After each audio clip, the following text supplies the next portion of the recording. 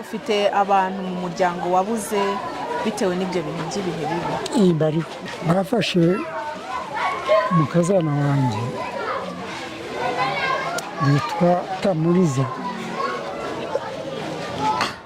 Ihangane.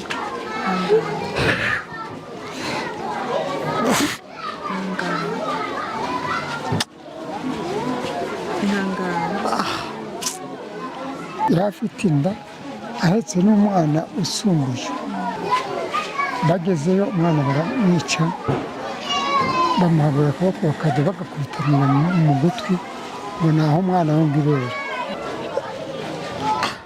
Ihangane. Naho umukazana wanjye baramwica, ubwo niko gahinda nyinshi cyane.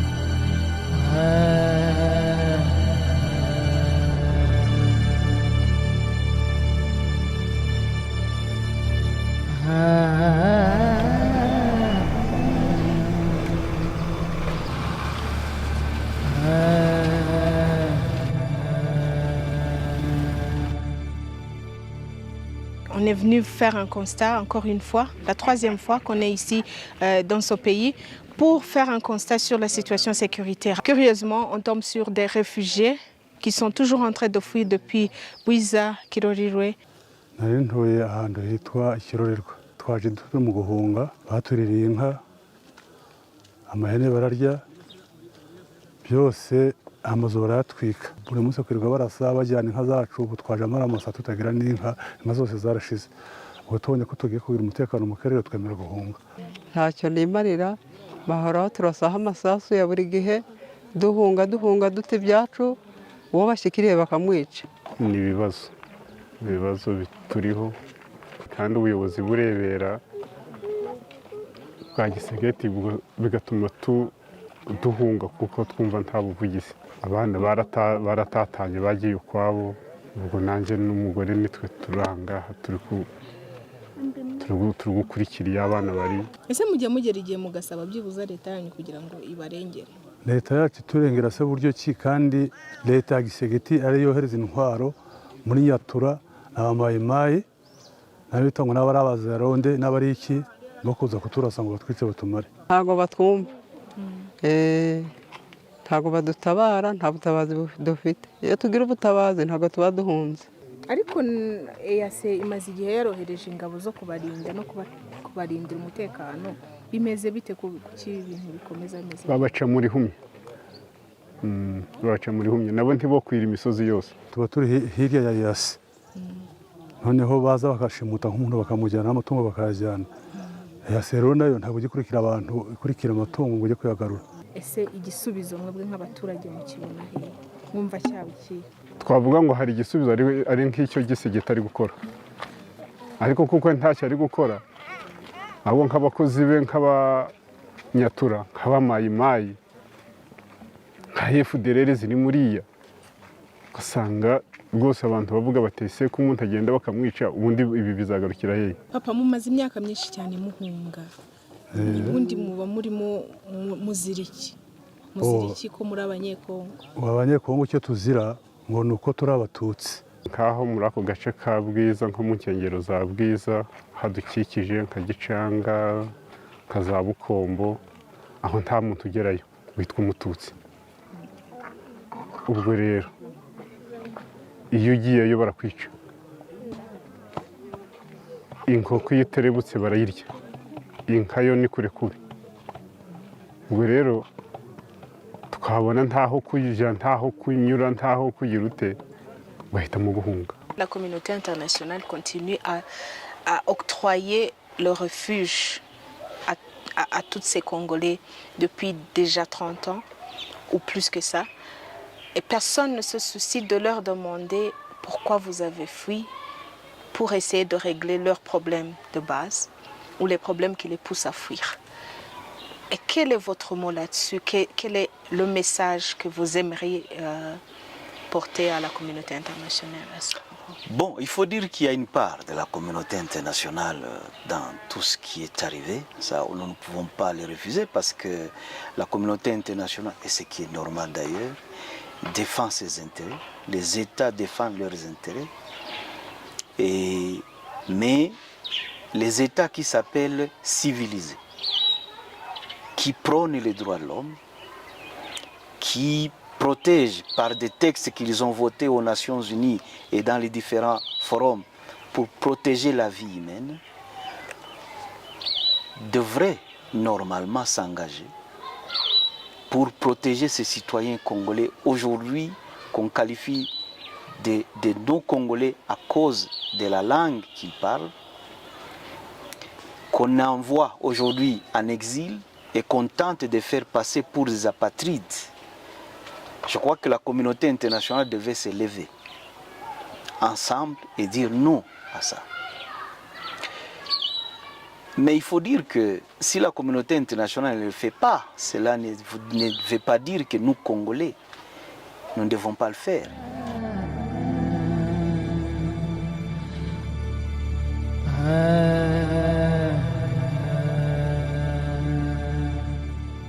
Vous voyez derrière moi, je suis à la petite barrière. Il y en a qui sont arrivés de la grande barrière, il y en a qui arrivent de l'autre côté. Et donc, ils viennent de partout, quoi.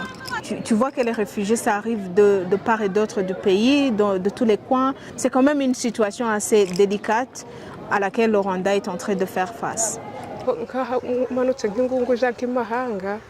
mbese uri nk'umututsi ntabwo uba wapima kugerayo hari nk'ahantu utanyura uri umututsi mbese utanatekereza kuvuga ngo uraherekera aho mbese hahora intambara cyane haba hari umwuka mubi ukabona ko muturanye agiye muri icyo kinyatura ubona ari kuzi we afite imbunda ubwo rero nta mutekano nawe uba ufite. Wigeze gukurizaho umbwira yuko muri benshi ari abantu benshi cyane bahunze muri za Masisi n'ince za Bucu? Barahunze cyane mbese nk'iwacu aho ngaho tuvuye wabara nk'abantu mbese ubwoko abatutsi bahasigaye ni bakeya cyane abantu bageze nko mu 10 nk'isantere yose urukumva bari bakeya. Abana banyu basaza banyu wenda se n'ababyeyi cyangwa se n'abakwe n'abakazana barahagurutse bakora umutwe w'ingabo za M23 kenshi cyane twebwe nkatwe ibyo nibyo tuzira ati bene wanyu bari kurwana abanyarwanda bari kuva iwanyu mu Rwanda bakaza kutwica mbese ugasanga badutoteza aribyo tuzize. Twebwe aho twari turi twifuza ko bahagera baranaje tukavuga simana bazagera ino ryari ya kubatwumva ngo basubira inyuma. Muri make gusubira inyuma kwabo bibatakariza icyizere mwebwe mugasigara mu gahinda. Bidutakaje icyizere tena bidutera n'ibibazo cyane. Ujya soma kweli? Cet enfant il a 5 ans comme il est en train de me le dire et il est venu tout seul à la frontière. Vous voyez comment la situation de l'autre côté est en train d'affecter même les plus jeunes. Mambo Nyongelesh, mambo unatokea wapi? Natoka pale kwa soda. Mama yako iko wapi? Mkambi. Iko mkambi. Baba yako iko wapi? Baba. Na papa amebakia huko mkambi. Il faudra qu'on visite le cas de Nkamira pour parler avec les réfugiés qui sont déjà arrivés, qui sont dans le cas de transit.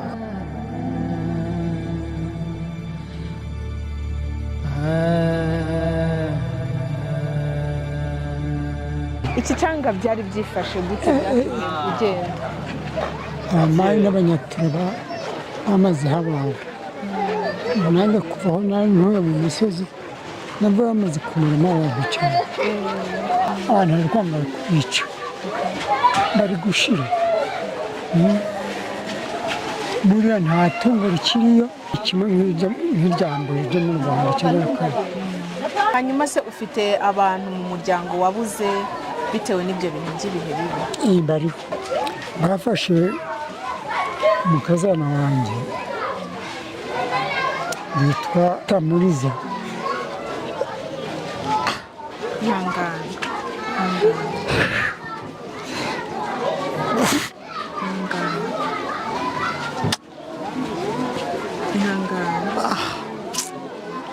Sasa nirutse numva ikintu nakishe, baramufashe, abanyaturu baramufashe baramujyana, njye babanje kumfata inka barazijyana, baramfata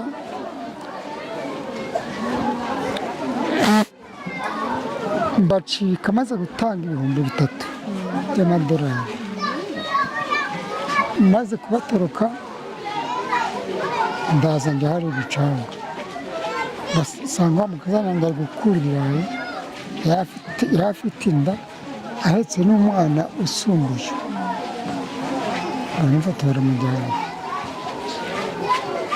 Bagezeyo umwana baramwica, bamuhabura akaboko bakajya bagakubitanira mu gutwi ngo naho umwana wumva ibere. Naho umukazana wanjye baramwica, ubwo niko gahinda nyiri cyane. Nubwo bambwira ngo ni ntange n'aba bana bose ariko bandeke nsubireyo, none basubireyo.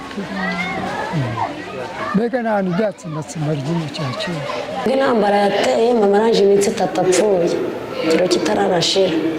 Haza rero abanyatura aribo bitwa abazungu, harimo n'umuntu w'iwacu tuziranye, bandaje nabi, ubu mfite ikibazo mba hano kwa muganga, navaga ubudatsina,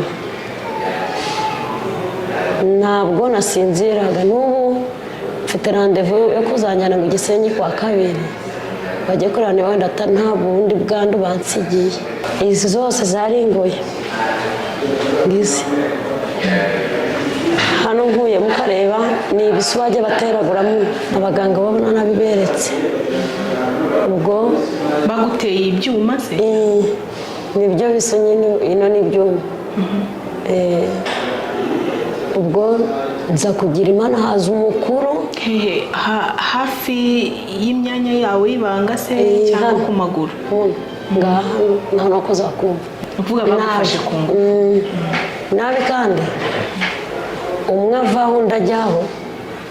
Banganaga iki? Aba ari igitero, aba ari abantu benshi, haba harimo abayifuderere, haba harimo n'abazungu aribo banyatura b'iwacu, baba bavanze. Ubu uri gutekereza iki gihe cyose witekereje? Hari igihe ntekereza abana nasize inyuma, atekereza n'ubu buzima ubwo nanyuzemo.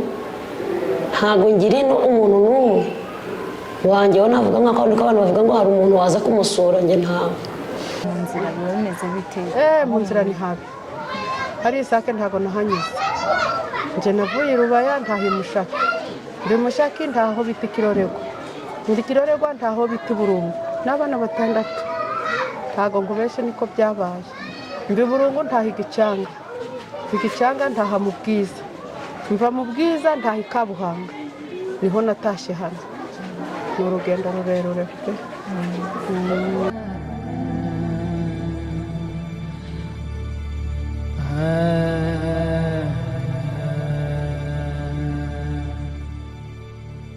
Il y a des réfugiés rwandais qui viennent d'arriver. Ce sont des gens qui avaient fui le Rwanda dans les années 1994 jusqu'en 1998 pendant l'atrocité qui a frappé le pays.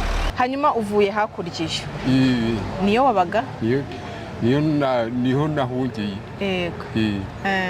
Wahungiye ryari? Nahungiye 94. Imyaka yose umazeyo? Imyaka mazeyo urane narahingiye kure iyo bita Imaremo. Ni kure cyane, iri hepfo mu mashyamba niyo twabaga. Ubuzima bumeze bute rero mu mashyamba?